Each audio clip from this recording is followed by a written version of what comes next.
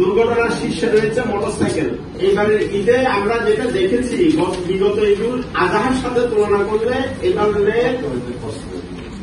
ঈদে সড়ক দুর্ঘটনা 22.65% এবং নিহতের সংখ্যা 16.07%, আহতের সংখ্যা 55.11% বৃদ্ধি পেয়েছে। ঈদ শেষে কর্মস্থলে ফেরা 14 জন পর্যন্ত বিগত 15 দিনে 379টি সড়ক দুর্ঘটনায় 390 জন নিহত, 1182 জন আহত হয়েছেন। বিগত 2024 সালের ঈদুল আজহায় 309টি সড়ক দুর্ঘটনায় 336 জন নিহত, 762 জন আহত হয়েছিল। বিগত ঈদুল আজহার সাথে তুলনা করলে সড়কের দুর্ঘটনা 22.65%, প্রাণহানি 16.07%, আহত 55.11% বেড়েছে। প্রতিবেদনে দেখা গেছে বরাবরের মতো এবারও দুর্ঘটনার শীর্ষে রয়েছে মোটরসাইকেল।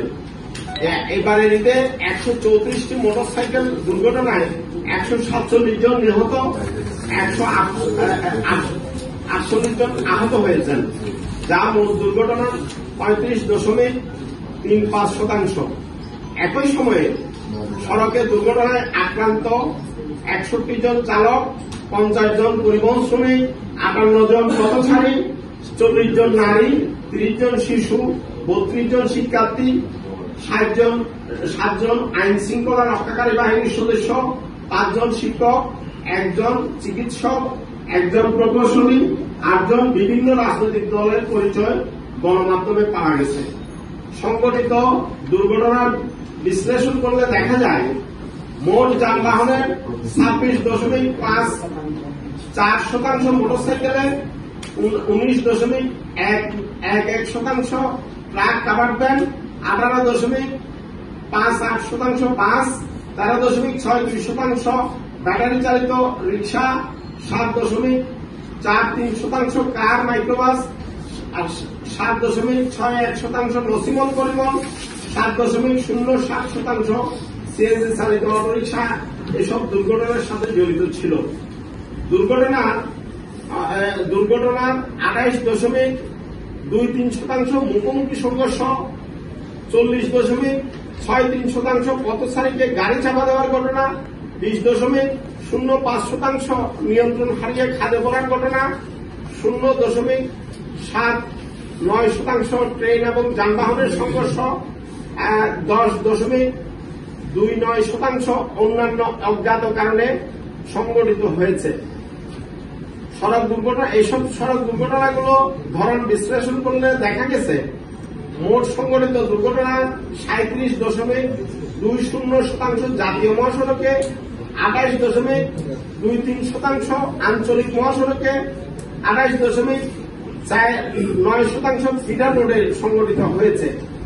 এছাড়াও সারা দেশে সংঘটিত মোট দুর্ঘটনা 4.48%, ঢাকা মহানগরীতে 0.79%, চট্টগ্রাম মহানগরীতে এবং 0.79% রেল ক্রসিংগুলোতে সংঘটিত হয়েছে।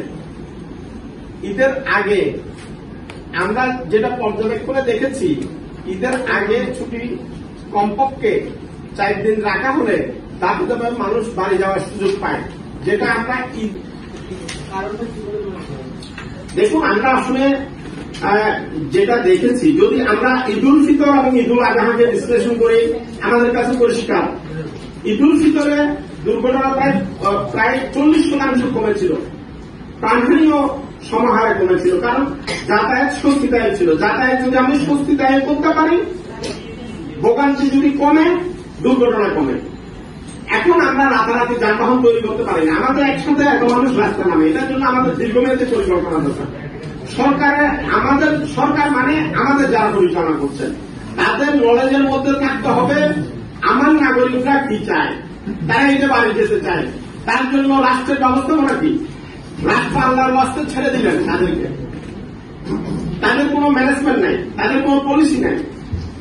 আমরা ঈদের আগে ঈদের ছুটি বাড়ানোর জন্য সড়ক উপদেষ্টার কাছে ধর্ণা দিয়েছি, আইনজীবী উপদেষ্টার কাছে ধর্ণা দিয়েছি এবং আরো বিভিন্ন সংস্থাগুলোতে ধর্ণা দিয়েছি। এখন রাষ্ট্রের নাগরিকদের সুযোগ সুবিধা দেখার দায়িত্ব রাষ্ট্রের। রাষ্ট্র যদি এই বিষয়গুলোতে তাদের এজেন্সিগুলো যদি কাজ না করে, এজেন্সিগুলোর কাছে যদি তথ্য না থাকে, আমার যানবাহনের সক্ষমতা কি, আমার মানুষ রাস্তায় নামবে কি পরিমাণ, দুর্ভোগ কমানোর দায়িত্ব রাষ্ট্রের। এখন আমরা ঈদের সময় দেখেছি, পবিত্র ঈদ উল ফিতরে দেখেছি, আমার ঈদের আগে 4 দিনের ছুটি ছিল। আমরা রাজধানী থেকে বের হই একসাথে 1.5 কোটি মানুষ। 1.5 কোটি মানুষ, আমি 25 লাখ করে বাকি হয়ে গেলাম। 25 লাখ করে যখন বাকি হয়ে গেছে, এখন আমার দুর্ভোগটা কমে এসছে। দুর্ভোগ কমার সাথে সাথে কিন্তু আমার দুর্ঘটনাও কমে এসছে। এটা কিন্তু পরীক্ষিত। কিন্তু আমি এই পলিসিকে কাজে লাগালাম না। ঈদে কিন্তু 2 দিন ছুটি দেওয়া হলো। আমরা যখনই 2 দিন ছুটি দিল তখন কিন্তু দেন দরবার শুরু করলাম যে এই 2 দিনটা সামনে নিয়ে এনে দেন। অথচ আপনি দেখেন 10 দিনের লম্বা ছুটির পরেও মানুষগুলো গতকাল পর্যন্ত কিভাবে ট্রাফিক ছাড়ে করে আসতেছে। তার মানে বেশি ছুটি দিয়ে আপনি বেশি মানুষকে বাড়ি পাঠিয়েছেন, বেশি মানুষকে বাড়ি পাঠাতে উদ্বুদ্ধ করেছেন। আমি এখানে অনেককে দেখেছি, কিরে ভাই আমরা কি ঈদে গেলে বাড়ি যেতে হবে, আমি তো নন মুসলিম, বলে যে ভাই হোটেল রেস্তোরাঁ বন্ধ, আমি খাবো কই। এই যে আমাদের সার্বিক পরিবেশ, এই বিষয়গুলো তো রাষ্ট্রের মাথায় থাকবার কথা। আমার কাজের বউ তো ছুটিতে চলে গেছে, আমার রান্না করে দেবে, আমি খাবো, আমার গ্রামে চলে যেতে